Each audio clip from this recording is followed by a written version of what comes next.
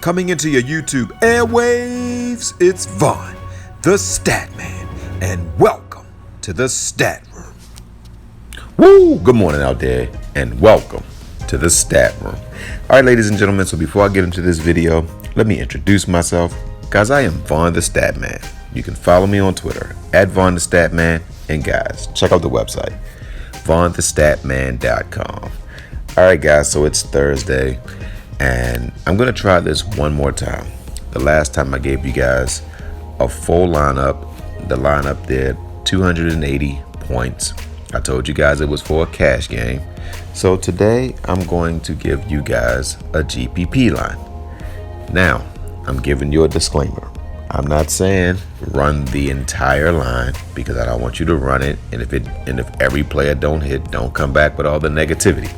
So maybe you're someone who you're creating your line and you just need one or two players that you didn't consider, then you can take one or two from here. I'm not saying run all 9, but if you do, run it in a GPP and we'll see how it does. Okay, guys, so pretty medium-sized slate today. You got Golden State at Dallas, Utah at Atlanta, Portland at Philly, Houston at Memphis, and Denver at Dallas. All right, now at the point guard position, your highest point guard on the slate is Doncic, who's going to be going up against Stephen Curry. I like him in this matchup, but at 11-3, I believe you can get a point guard that would get you similar numbers, but at a little less price point. Now, if you look at Doncic numbers, guys, he does do well. He had 27 points. He had a 62-point game, 48, 45, 43, 42. But I don't see the consistency over 50. You know, if you look at this, down at the bottom, he had 3 games. But look who he played. Orlando and Charlotte and Chicago are not really. And, you know, he played Milwaukee. I'm not even sure if Holiday played in that game. Then he played Denver. He played some good games where he had some good stretches. Against Stephen Curry, I'll say Doncic could do about 45 today. Young, home against Utah. I like that matchup. I like Curry in this matchup. Lillard might not play. Simmons is a good play. But I'm going to give you Murray. Against the Lakers, Murray is going to go up against Schroeder. I think that Murray, he steps up to these big games. I think he's going to play, even though the Lakers and Clippers are the 2 best defensive teams. Murray just shoots the ball extremely well. I think he gets you 35 plus. Okay, at the next point guard position, guys, I'm giving you John Wall. After I watched the game yesterday with Houston, well, I didn't actually watch the game, but I watched the highlights from the game. I went and watched some of the clips from the game. And what I saw is Oladipo won't be able to run the point like John Wall does. And Houston is a John Wall based team. What that means is when John Wall's playing, he increases the pace of the game. It's hard to take the ball from John Wall. He gets to the hole at will. And since he's so fast and he commands so much attention, he gets his guys easy shots. If you look when he's in the game, Wood gets wide open shots. Oladipo gets wide open shots. But when he wasn't in the game, those guys had to work extremely hard. That's why their DFS numbers were down. Wood had 25 points at the half, and they lost to an Oklahoma City team without their all-star player. Their shooting guard didn't even play. Their starting shooting guard didn't even play, and they lost that game. So that tells you without Wall, this team isn't as good. All right, at the shooting guard position, McCollum is still out. I don't like Oladipo when Wall is playing. Mitchell at Atlanta, that's a decent matchup. I don't like Wiggins on the road. I don't like Gary Trent. Hardaway is a pretty good play at home. Brooks, not sure if I'm feeling him. I'm giving you guys Clarkson. Now, Clarkson, I believe that Utah is going to get down a little bit. I think they're going to be down on the road. They're traveling. Atlanta can score. So I think that they're going to need Clarkson to spark them off the bench. At the next shooting guard position, guys, I'm going to give you a play that nobody is going to play. And I know he hasn't been doing a lot lately, but I'm giving you Curry. I think this is the game where I'm not saying he's going to get 40 points, but I think he makes 3 or 4 3-pointers. I think he's going to have a few assists. I think this is going to be a game where he's going to be on. This is the second night of a back-to-back. Embiid is going to defer a little bit more because his legs are going to be tired. I don't even know if Embiid is going to play.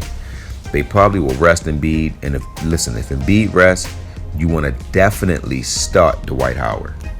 All right, at the small forward position, it's a no-brainer. I'm giving you LeBron James. LeBron James against the top competition. Let's just look at his numbers, guys. He always steps to the plate. We're going to go against any team that's supposed to make the playoffs. All right, Philly is a playoff team. Put you 48. Cleveland he went home, so of course he was going to destroy Cleveland. Milwaukee is quote-unquote the team that's going to win it all, right? 52. Let's look at another. Golden State, another team that's supposed to make the playoffs. He put up 30, but look, he didn't play much, 37 minutes. And that game, they didn't really need LeBron in that game because they kind of blew them out. New Orleans is an upstart team, but against his old teammates, 47. If you look at Houston, 41, 40. Memphis is supposed to be the upstart team, 50 and 50. San Antonio is supposed to be a playoff team, 56. Portland is supposed to be better than the Lakers this year, 54. I mean, we can just keep going. When LeBron James plays against competition, he steps up. Now, at the small forward position, the second small forward position, Tobias Harris at home, I like him. I really like Anderson in this matchup. Bogdanovich is a pretty good play. Porter has been off. Oubre still hasn't found his shot yet.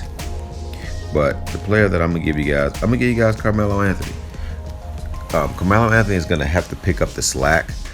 Without CJ McCollum, and Damian Lillard got injured, so he's going to play. Damian Lillard is one of the toughest guys in the league, but he's going to defer a lot, and I think that Carmelo Anthony is going to have to pick up the slack in this matchup. So we still got 6,800. Now I'm going to go down and give you a center, guys. I'm giving you Jokic, guys. The Lakers had no answer for Jokic last year. And there's no way Gasol is going to. The Lakers don't have anybody that can stop Jokic. Anthony Davis can't stop him. LeBron can't stop him. I just love Jokic as a matchup. You still got 4,800 to complete the rest of your lineup, guys. Now, at the power forward position, I'm going to go down. I'm going to save you some money. And I'm going to give you a guy that a lot of people are not going to consider. I'm going to give you guys PJ Tucker. Now, I'm not expecting Tucker to give you any big numbers, guys. If you look at his number, Tucker is not doing much. He's not really doing much, but you don't need much from Tucker. If you look, he's giving you 7, 20, but he's giving you consistent in the teens. So I'm thinking if he gives us 15 points, 15 to 20 points, that's all we need. We just need somebody just to give us points because the lineup is going to be controlled by LeBron and Jokic. They're going to be the ones that are going to give us all of the points. Now, you got Green, you got O'Neal, okay, you got Tillman, you got Covington. And last but not least, I'm going to give you Covington, guys. Covington was drafted by Philly. I think he's gonna score. I think he's going to score because he has to. Now, in this matchup, guys, you can take Covington or Tillman. If you prefer Tillman, go with Tillman. But either one of these two guys will be good to complete the lineup. Now, Tillman has a better matchup because Tillman is at home. He's going up against Houston, who played last night. So he's going to play against guys who are not at 100% when I mean their leg level. So he's going to go up against Wood. Now, Wood only played 24 minutes, so that's not really going to affect Wood. But Tillman has been consistent in his 20s, guys. So actually, I'm going to give you Tillman over Covington because Covington has only had one good game the whole season. We'll look at Covington's numbers, guys. Now, although Philly drafted Covington, he put up 33, but if you look at before that 33 performance, 21, 29, consistently in the 20s pretty much. He had a lot of stinker games too, a lot of teams. And he's only had 30 points one game. So I think that 30-point game might be an anomaly, or it could be a start to something. But I think Tillman has a better matchup because Houston plays a fast pace, which means there's going to be more possessions, which means Tillman has more opportunities for rebounds, blocks, steals, assists, and points. So that's it, guys. You got Jokic, Tillman, Tucker, Anthony, James, Carey, Clarkson, Wall, and Murray. All right, guys. So that's it, guys. You got a full lineup, guys. Now, this is for GPP. Now, this lineup on the low end, it could do a 280. On the high end, it could do a 375. I think it can be somewhere in the middle. And we're hoping that it does like a 330, 340. Or and if it really does what we really wanted to do, we really want to see a 400. So that's it, guys. That's it, guys. I am on to break down the rest of the slate. So, guys, don't forget to win-win. That means give people what they want so you can get what you want. And, guys, don't forget to think and ink. That means write it down so that way it can come true. And good hunting on all your DFS contests today.